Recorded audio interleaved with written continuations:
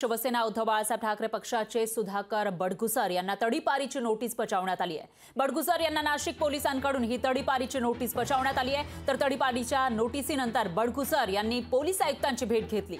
सुधाकर बडगुसर यांच्याकडून नोटीस स्वीकारण्यास नकार देण्यात आला। 2014च्या गुन्ह्यामध्ये 3 वर्षांची शिक्षा झाली होती, त्यावरून तडीपारीची ही कारवाई का करू नये अशी पोलिसांनी नोटीस पाठवलेली आहे। आणि त्यामुळे आता पुढे नेमकं काय होणार ते बघावं लागणार आहे, कारण इथं निवडणूक आहे नाशिक लोकसभा मतदारसंघामध्ये आणि त्यामध्ये महत्त्वाची भूमिका सुधाकर बडगुसर हे ठाकरेंच्या शिवसेनेचे बजावताना दिसतात आणि त्यांना तडीपारीची नोटीस पाठवल्यामुळे आता चर्चेला उधाण आलेलं आहे। तर खरंच सुधाकर बडगुसर यांना तडीपार केलं जाणार का आणि त्याचा परिणाम निवडणुकीवर कसा होईल तेही बघावं लागेल।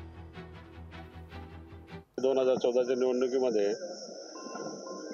एससीपी राजपूत आणि माझी त्यावेळेस थोडा इलेक्शन काळामध्ये वाद झाले होते आणि त्याच्यावरती अंबड पोलीस स्टेशनला त्यांनी 10 दिवसानंतर गुन्हे दाखल केले होते।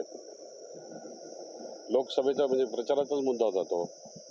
त्याच्यावरती मी हायकोर्टात अपील दाखल केलेलं आहे आणि अपील दाखल केलेलं असताना अशी नोटीस पोलीस प्रशासनाला काढता येत नाही, त्यांच्या ते लक्षात नाही आलं।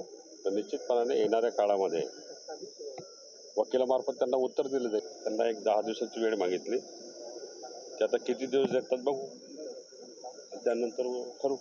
जो प्रचारात आघाडीवर आहे त्याच्या हातात निवडणुकीची सूत्र आहेत, त्यांना तुम्ही तडीपारीची नोटीस काढता, त्याला तुम्ही काय म्हणणार? सगळे गुंड तडीपार तुम्ही तुरुंगातून सोडून आपल्या बरोबर घेतलेले आहात निवडणुकीसाठी। मी वारंवार त्याची नावं दिलेली आहात। सगळे गुंड मुख्यमंत्र्यांच्या मुलाबरोबर फिरतात, मुख्यमंत्र्यांबरोबर फिरतात। या नगर शहरामध्ये गुंडांचं राज्य सुरू आहे आणि तुम्ही राजकीय कार्यकर्त्यांवरती खोट्या केसेस टाकून त्यांना तडीपाऱ्या घालता। 4 जून नंतर याला उत्तर दिलं जाईल। सुधाकर बडगुसर यांना तडीपारच्या संदर्भात नोटीस देण्यात आलेली आहे, त्याबाबत त्यांचं म्हणणं ऐकून घेण्यात आलेलं आहे। BP ऍक्ट 57 अनुषंगाने ही कारवाई करण्यात आलेली आहे।